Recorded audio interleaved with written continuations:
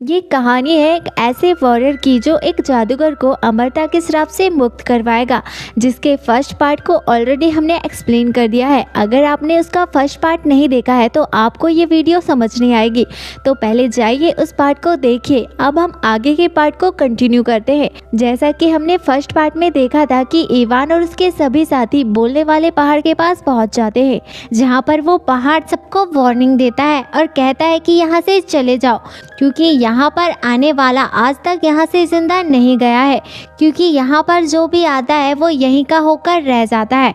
जब तक कोई भी मेरे 3 सवालों का जवाब नहीं देगा वो अंदर नहीं जा सकता, और आज तक किसी ने भी मेरे 3 सवालों का जवाब नहीं दे पाया है। यहाँ पर इवान उसे अपनी बातों में उलझाकर उल्लू बना देता है और कहता है कि उसने उसके 3 सवालों के जवाब दे दिए हैं। जिसके बाद वो बोलने वाला पहाड़ इवान को एक चमकने वाला पत्थर देता है और कहता है कि इसके आगे सिर्फ तुम जा सकते हो, क्योंकि सवालों के जवाब सिर्फ तुमने दिए हैं, जहाँ तुम्हें सारे सवालों के जवाब मिल जाएंगे। हम देखते हैं कि इवान वो चमकने वाला पत्थर लेकर अंदर जाता है जहाँ अंधेरा होता है। तभी उसे वहाँ पर उसके फादर यानी कि राजा एलिया नजर आते हैं, जो एक चट्टान के ऊपर खड़े होते हैं।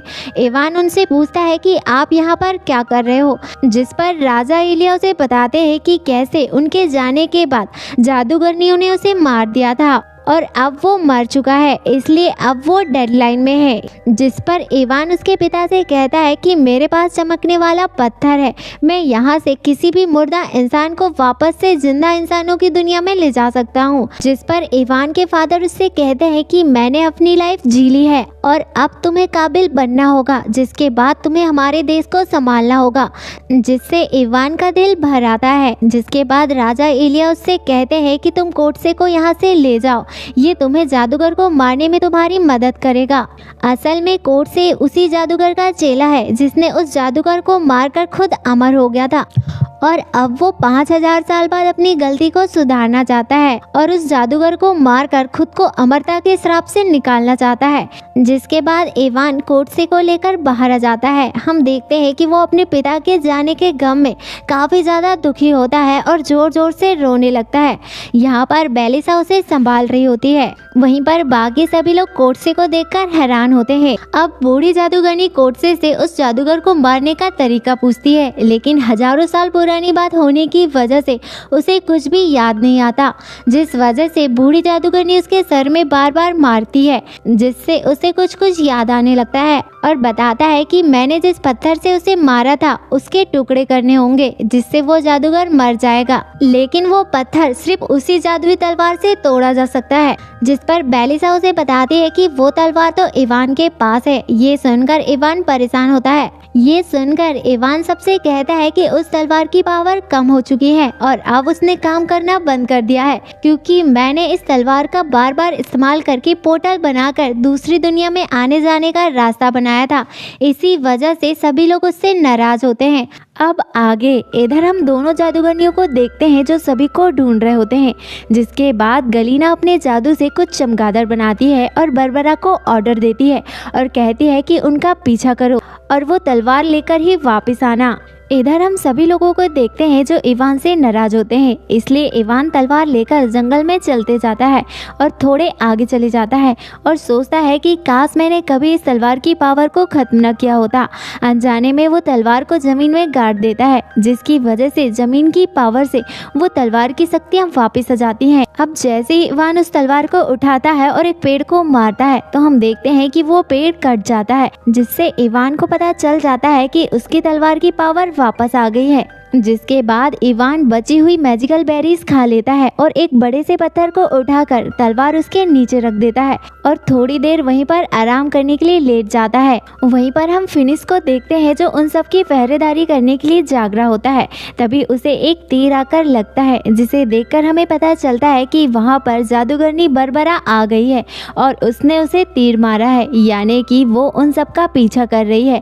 अब जादूगरनी बरबरा उनकी फौज पर हमला कर देती है। वहीं पर बेलिसा और फुटबॉल लाइक क्रिएचर बरबरा के जादुई सिपाहियों का मुकाबला कर रहे होते हैं। इधर हम इवान को देखते हैं जो तलवार निकालने की कोशिश करता है और उस पत्थर को हटाता है, लेकिन अब उसके पास मैजिकल बेरीज नहीं होती हैं। इसी वजह से उससे वो पत्थर नहीं हिल रहा होता है, क्योंकि उसकी मैजिकल बेरीज का असर खत्म हो चुका था और इसी समय सभी लोग उसके पास वो जादुई बेरीज की थैली देख लेते हैं, जिस पर वो बूढ़ी जादूगरनी उस पर बहुत ज़्यादा गुस्सा होती है और सबको ये बात पता चल जाती है कि अब तक जो भी इवान ने पावर वाले काम किए हैं वो सब इस मैजिकल बेरीज की मदद से किए हैं। इधर हम बरबरा के जादू सिपाहियों को देखते हैं जो सभी पर हावी हो जाते हैं। ये देखकर सभी लोग वहाँ से भाग जाते हैं। उन्हें भागता हुआ देखकर जादूगरनी बरबरा उन्हें जाने देती है क्योंकि उसे तो सिर्फ वो तलवार चाहिए थी। जिसके बाद उसके सिपाही पत्थर के नीचे से वो तलवार निकाल लेते हैं और बरबरा तलवार लेकर जाने लगती है। यहाँ पर कहानी में बहुत बड़ा ट्विस्ट आता है जो आप और हम सोच भी नहीं सकते थे। यहाँ पर बरबरा उस तलवार को अपने पास रखना चाहती है। अब वो इस तलवार के जरिए खुद अमर होना चाहती है, इसलिए वो तलवार को लेकर जादूगरनी के पास नहीं जाती बल्कि कहीं और जा रही होती है। इधर जादूगरनी गलीना सब कुछ अपने मैजिकल पोर्टल में देख रही होती है जिससे उसे सच्चाई का पता चल जाता है। दूसरी तरफ हम सभी लोगों को देखते हैं जो जंगल में एक जगह खड़े होते हैं क्योंकि फिनिश काफी ज्यादा घायल हो चुका था। उसकी हालत बिगड़ती जा रही थी। जहाँ पर कोर्ट से उनसे कहता है कि हमें इसे लेकर शहर जाना होगा और वो सभी अपने सफर के लिए निकल पड़ते हैं। वहीं पर इवान को वहीं पर छोड़ देते हैं क्योंकि वो सभी इवान से अब भी नाराज होते हैं। इधर हम इवान को देखते हैं जो उनके पीछे पीछे चल पड़ता है। तभी एक पहाड़ी से पत्थर गिर जाते हैं और रास्ता ब्लॉक हो जाता है, जिससे ना चाहते हुए भी इवान और वो क्रिएचर लाइक सर एक तरफ रह जाते हैं और चलते चलते उसी जगह पर आ जाते हैं जहां पर बरबरा ने थोड़ी देर पहले हमला किया था। जहां पर इवान को अपनी तलवार की म्यान मिलती है जिससे उसे समझ आ जाता है कि वो तलवार बरबरा के हाथों लग गई है। सीन चेंज होता है। हम बरबरा को उल्लू के रूप में देखते हैं जो तलवार लेकर जा रही होती है।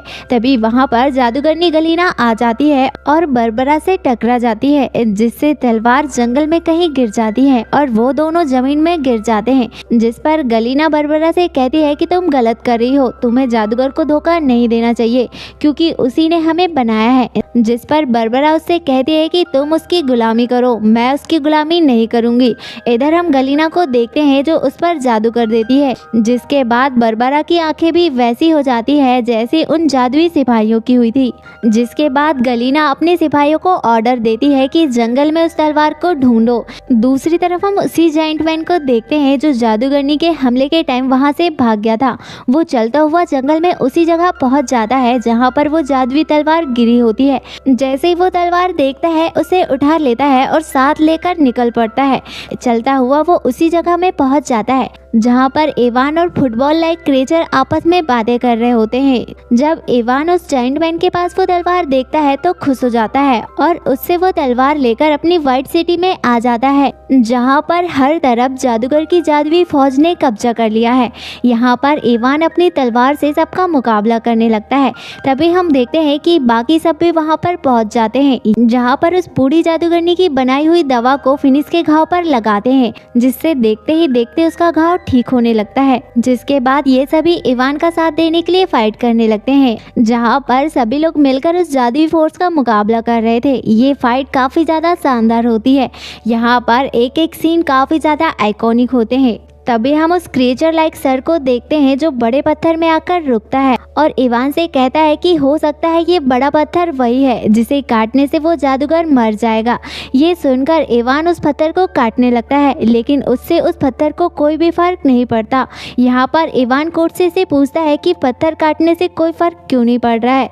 तभी एक सिपाही तलवार से फायर करता है और कोर्टसे का सर धड़ से अलग कर देता है।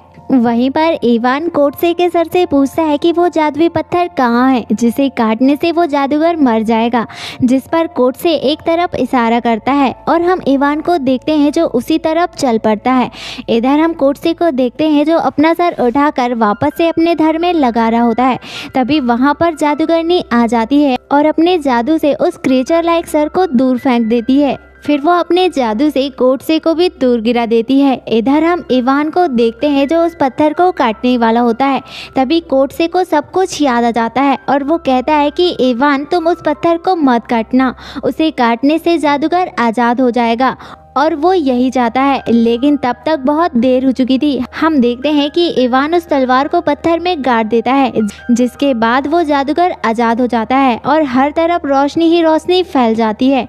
जहाँ पर वो जादूगर इवान पर काफ़ी ज़्यादा गुस्सा होता है और उसे धक्का मारकर गिरा देता है और अब वो जादूगर इवान को मारने ही वाला होता है। तभी कोर्ट से उसे रोक देता है और कहता है कि तुम मुझे मारो क्योंकि मैं तुम्हारा असली मुजरिम हूँ। मैंने ही अमर होने की लालच में तुम्हें मारा था, लेकिन मुझे नहीं पता था कि ये वरदान नहीं बल्कि एक श्राप है और अब मैं खुद इस श्राप से निकलना चाहता हूँ। लेकिन वो जादूगर कोर्ट से की बात नहीं मानता और उसे जमीन में गाड़ देता है, जिसके बाद वो इवान के सभी साथियों पर हमला करता है और अपनी जड़ों से सभी को जकड़ लेता है और जमीन में गाड़ने लगता है।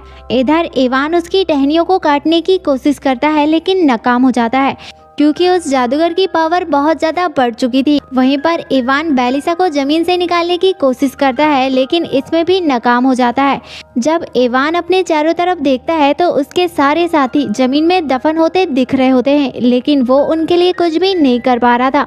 तभी उसे एक विजन आता है जिसमें उसे उसके फादर दिखते हैं जो बताते हैं कि जमीन हम सबको पावर देती है, हम इसी जमीन से पैदा हुए हैं।